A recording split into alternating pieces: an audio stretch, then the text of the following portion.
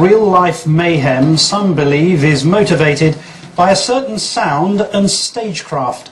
The musical genre, often appealing to teens, is called horrorcore, and there is no bigger name than the Insane Clown Posse. But while this pair may just rap about acts of savagery and violence, some of their devoted fans are living them. Hence the question, should these artists share in the blame? I asked them. February 2009. Two men calling themselves juggalos are arrested after the body of 21-year-old Michael Goucher is found in the woods, stabbed more than 20 times. Why would you bring a knife and a cleaver to a meeting? September 2009, and 21-year-old Tony Lacasio is left to die after being beaten with baseball bats. He called himself a juggalo, but it's alleged he snitched and lost his life. The coroner said he was beat 70 to 80 times with baseball bats. We've got multiple individuals committing gang-related crimes, gang-motivated crimes, and they're using the name Juggalo. Juggalos are devoted followers of one of the most successful music acts that you've never heard of. The Insane Clown Posse. They're part of a hip-hop genre called horrorcore.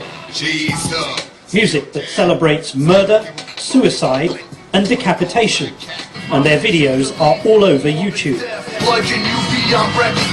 So is this celebration of violence just entertainment, or is it contributing to more violence?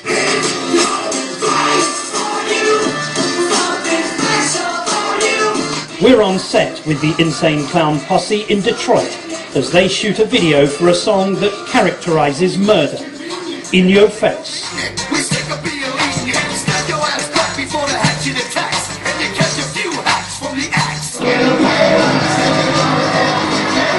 Bang Pow Boom, their latest album, debuted at #1 on the Billboard Independent chart, but not a single track was played on mainstream radio or on television, the material deemed too offensive. Our stuff is so unique because it's not on the radio and it's not on video channels and all that, that it's like this. Man, I want you to hear something. Check this out. You ain't never heard no like this. Rain to the mouth, boom go the wicked clown southwest style. From Pluto to Uranus, we underground famous for doom. Ain't 808 bass booms. How do you write a line like, from Pluto to your anus, we are underground famous? For doom, and 808 bass booms in your face. That's dope, man. Welcome to the world of rap. But isn't this almost pre-pubescent, barely literate Probably writing? to you. You know what I mean? Not to me, I'm asking you. Because you sound smart as them all. You know what I'm saying? Maybe it's not your cup of tea. Of course it probably sounds ridiculous to you. You know what I mean? These lyrics, that can sound like nursery rhymes laced with murder, make the ICP $10 million a year. As well as 2 platinum and 3 gold albums, they produce masses of merchandise, all marked with a man brandishing a hatchet. And then there are the concerts. We bring 3 semis, 3 buses. We bring everything we can, because we're about show business. We're about, theatrics. See the ringmaster taking position? These are carefully choreographed events, all performed in front of dedicated fans, the Juggalos. You figure a kid's working all week at Taco Bell, you know what I'm saying, and he's going to buy a ticket for $25, $30, whatever it costs, You don't want to see just some go up there just sitting on a stool playing to get the, you want to see entertainment. Show. Explain to me the fixation with rape, violence and murder in the lyrics particularly. What does it mean if you call a song I'ma Kill You? It means I'ma kill you. It's But I mean, how you take that? I mean, are you like a grown retard or something? Yeah, are you gonna go out and do some it? kind of murderer to begin with? Then it might affect you really weird. But if you're anybody else, If you're normal, I can take you to Walmart and show you some pretty scary sounding horror movies. But not everyone is quite so keen on the music and the lyrics. As an officer, we have to decide when we're talking to these guys, who do we need to worry about and who don't we need to worry about. Michel Vasey came across Juggalos as a detective in Arizona. She now advises law enforcement across the country. After a series of murders and other violent acts linked to their followers, Juggalos are now classified as a gang in Utah, Arizona, and Monroe County in Pennsylvania. The weapons, they prefer obviously hatchets, because they talk about that all the time. We got battle axes, we got machetes, we got anything that can make the most violent, gruesome wound. I don't want people to go out there and look at every juggalo and go, oh my God, he's a gang member, he's got a machete on him and he's gonna slice and dice everybody. But people need to be aware that there's some huge issues going on that have evolved just within the last 3 years. Case in point is the murder of Michael Goucher, who was found dead in the woods in Pennsylvania. One of the accused, Sean Freemore, was wearing an ICP t-shirt when he was arrested. And police say that Freemore wrote a rap about the alleged killing. Sitting here quietly thinking about my sin, he wrote, over and over about the knife going in. Some of the homicides and stuff that we're seeing with these guys are pretty nasty, gruesome, disgusting homicides. And the crimes are mounting. This is horrorcore rapper Sam McCroskey, aka Psycho Sam. Last October, he was charged with the brutal murders of his girlfriend and 3 others in Farmville, Virginia. Here's the problem though, Violent J. A number of people who have been associated with serious criminal acts of violence and murder, have had some kind of connection to ICP and Juggalos.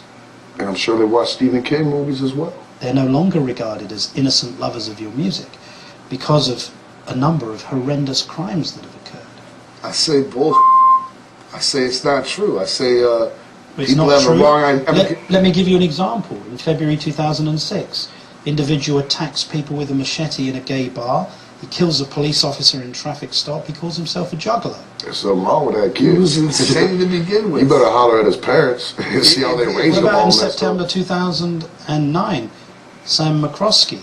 Come on, man. Who else do they listen to? Why don't you blame him? What about February 2009? Michael Goucher stabbed 20 times by 2 self-proclaimed juggalos. Well, you know, just the way you read these off is like it's like a brutal attack to try to make it sound like our fans are these dangerous people when it's misconstrued thing. Violent J, I didn't say that. I'm just reporting the facts of these cases. The individuals who perpetrated these murders and acts of violence Once again, were self-proclaimed juggalos. I don't believe in this evidence you speak of. I don't believe that juggalos are. I believe, yeah, out of the millions and millions that have bought of our albums, yes, some of them probably have committed horrendous crimes, but I don't believe You admit this. that? Yeah, absolutely. There remains no definitive evidence that watching a horror movie, playing a violent video game, or listening to the insane clown Posse actually causes people to commit crime. You see how it's a very fine line for some of these kids if they hear about killing someone or raping somebody or hurting somebody, that it's not a very big step for them to maybe think, hey, I wear the same clothes, I sing the same lyrics, maybe I'll do the same thing. Like I was saying, there's a bad apple in every bunch. You know what I'm saying? So, you know, if that kid's got a screw loose, you know what I'm saying, it might take something else, not us, to set him off. But others, like Michel Vasey, argue that ICP, knowing the devotion of their Juggalo fans, should take more responsibility for their violent lyrics. If they could use what they have, they could change and influence so many of these young kids' lives. And though they sing about homicide and hatchets, this band of rappers wanted to make their position absolutely clear.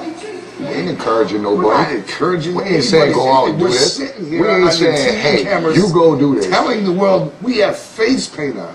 We are entertainers.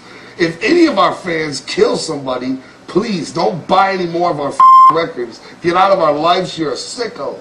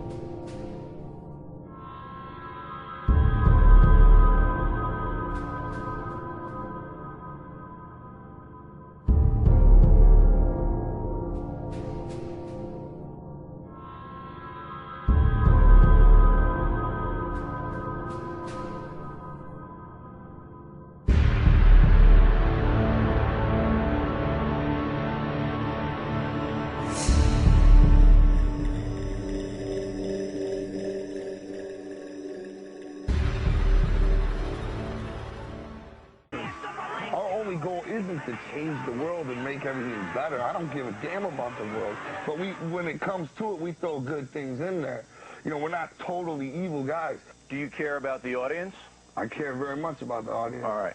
You said yesterday you were greeting some fans, and you said to one kid, How you doing? you said, how old are you? How old are you? And the kid said, 12. 12? Did your nuts drop yet? Did you drop your testicles yet? Right. To a 12-year-old. That's right. Exactly right. How are you caring about this 12-year-old? I'll tell you exactly how I'm caring about the 12-year-old.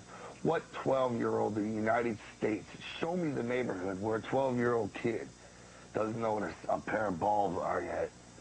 What neighborhood or what fantasy are we living in where you think your 12-year-old kids don't know what that is yet? I know, but what good does it do that kid at 12 to hear you say that to him? Because I didn't hear nothing like that until I got older. And I knew about that since I was 8, you know what I mean? So it's just like a relief, like, yeah, you treat me like, for real, it's real to the kid. Also, you said, how old are you, to another kid? He goes 14. Good. I'm glad you're influenced by us. Do you do drugs? Go home and smoke something. Go home and smoke something. Now that right there, think about this. Come on now. This question right here. What I'm doing is I'm playing with them. You know what I'm saying? I'm saying, hey, I know I'm supposed to be this figure to you. You know, I'm older. We should probably say something, you know, righteous or whatever. But I'm playing with the kid, you know? What if he didn't understand it, though? Then he's real stupid. He's messed up in the head. Listen, if you're ever going to commit a crime, you should do it now because you're still a minor. They'll lock you up for a long time if you're my age. How you doing? What up, ninja? Try to...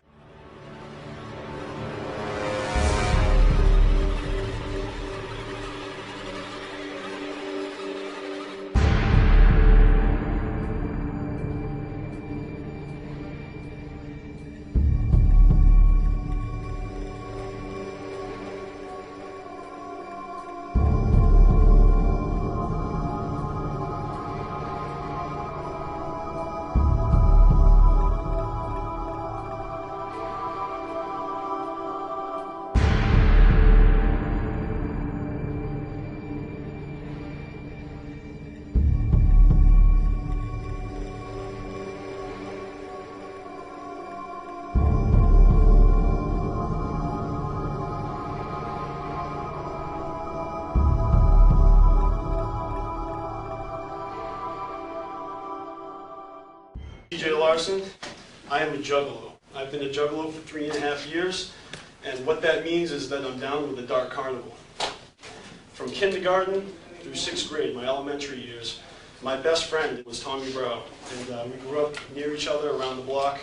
My family and his family get together on every major holiday. Easter, 1996, Tommy introduced me to something. He played me an album on his stereo. It was just a simple image, and it's a Joker's card. You know, it made me laugh. It was a little, the lyrics were a little twisted. It had a very deep meaning, even though the surface was quite just violent. And well, basically, it had a moral. And the moral is, when you die, you're going to encounter a room with a box and a question mark. And if you are an evil person, you're going to hear a deafening noise that's going to reverberate against the walls, and smoke is going to pour out of this box, and you're basically going to be pulled into hell for all eternity for being a bad person. But if you're a good person, you'll see a vision of God and eternal peace and a wash of golden light, and you'll go to heaven. And I thought, wow, what a really right-on message for an album by this group called the Insane Clown Posse.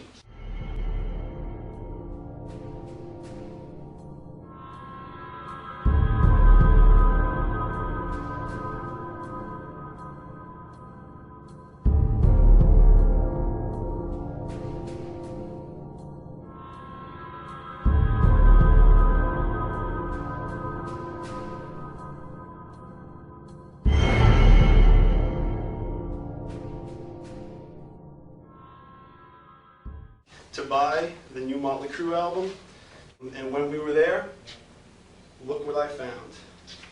another Joker's card.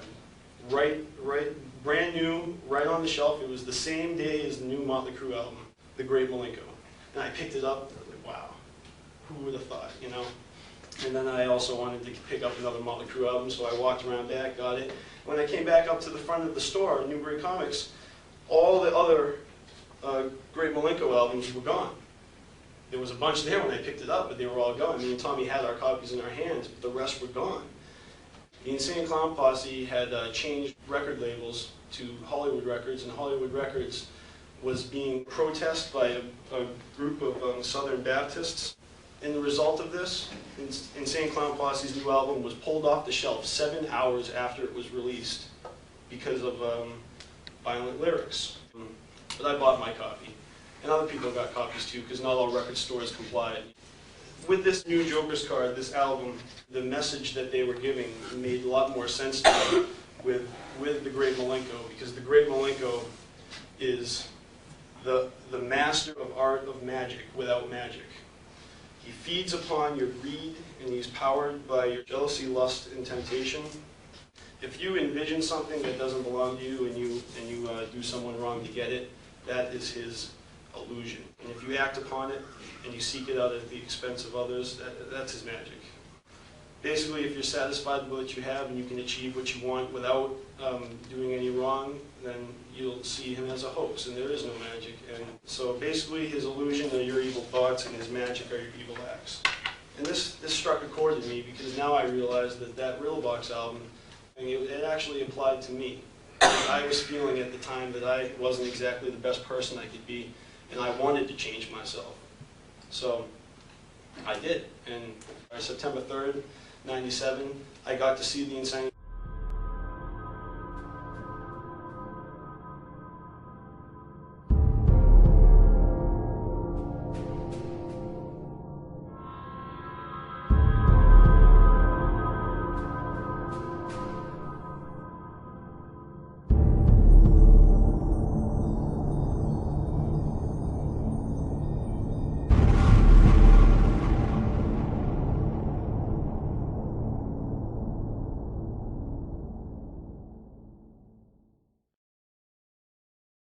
Clown Posse live in Boston for the first time, and it is like unlike anything I'd ever seen in my life. I got right up in the front row, and they came out and dumped gallons and gallons and gallons of Faygo all over us. It was ridiculous. Why? And although I didn't understand it, and it didn't make sense, and one of the rappers, Violent J, actually jumped into the crowd, landed on my head. My hat fell off, my earring ripped out. It was actually the stud that was used to pierce my ear, like by one of my cousins in Norway. It was kind of sentimental earring. I didn't care, because I had the best time of my life. I walked out of that show, it was freezing, and I was dripping with soda, sticky, freezing, cold, and I felt like $1 million. It was unlike anything that I ever felt. Yeah, I'm going to do that. I'm going to dump soda in my classes. I'll remember. That was the day I became a juggalo, because that was the day I realized that the Dark Carnival is a state of mind. It's a feeling, a message in the lyrics of their albums that only open-minded individuals can hear. It speaks to you if you listen for it. And what I did was I actually went back and I purchased the other Joker's cards.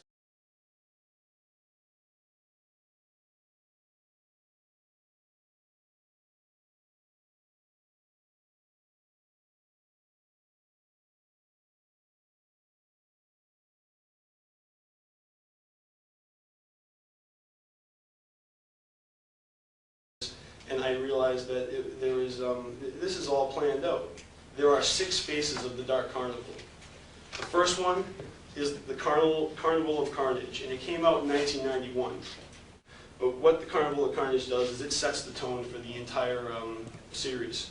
It speaks about the ghetto, and it speaks about the people that live in the ghetto, and what Violent J did, he calls it ghetto insanity. Because ghetto insanity is basically when you grow up in an environment, like if you're raised by a pack of wolves, you're going to act like a wolf. If you're raised by a bunch of crackheads, you're going to grow up and be a crackhead.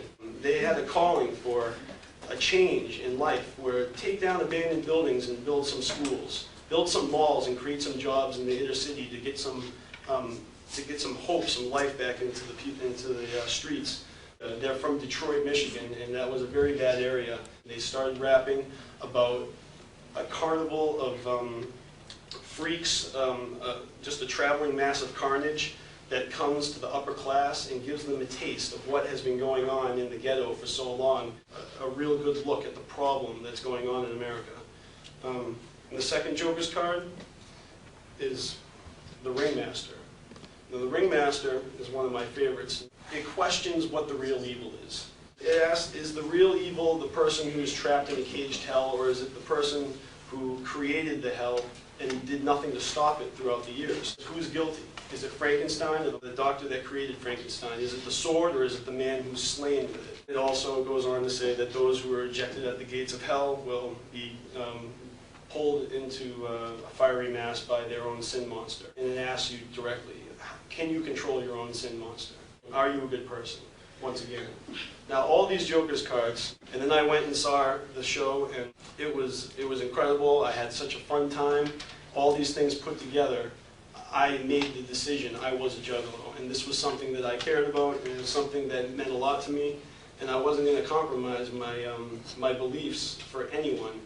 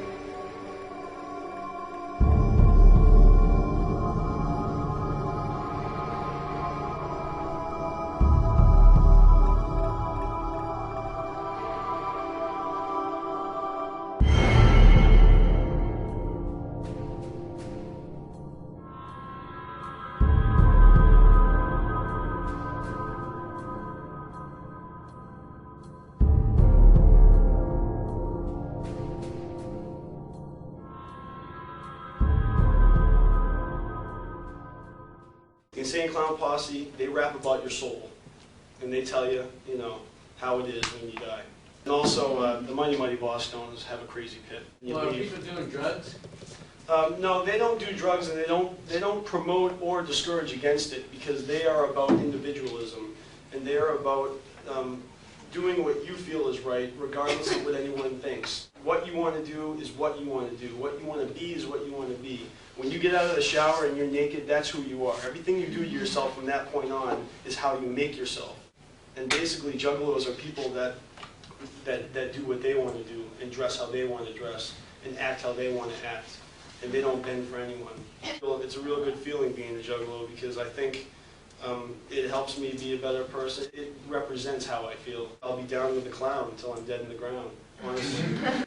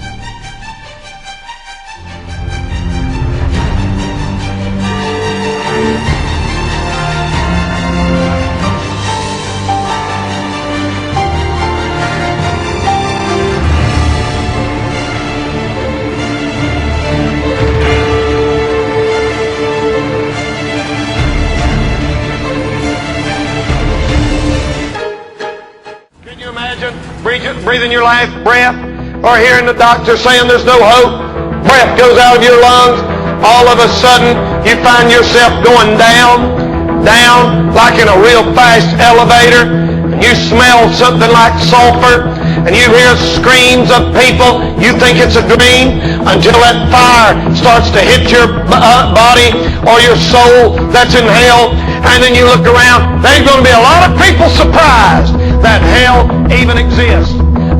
Some will be surprised at the torments waiting in hell when you find out the fire is real. It is literal. It's not figurative. It's not symbolic. It don't just represent pain, brother. It's real fire, and it's real flames, and it's real smoke, and you feel it, and you burn forever. It said the smoke of your torment, you burn forever. You burn forever. You burn forever, and never, ever, ever get out. What the Bible says is true. They'll be surprised to find out that it was true after all.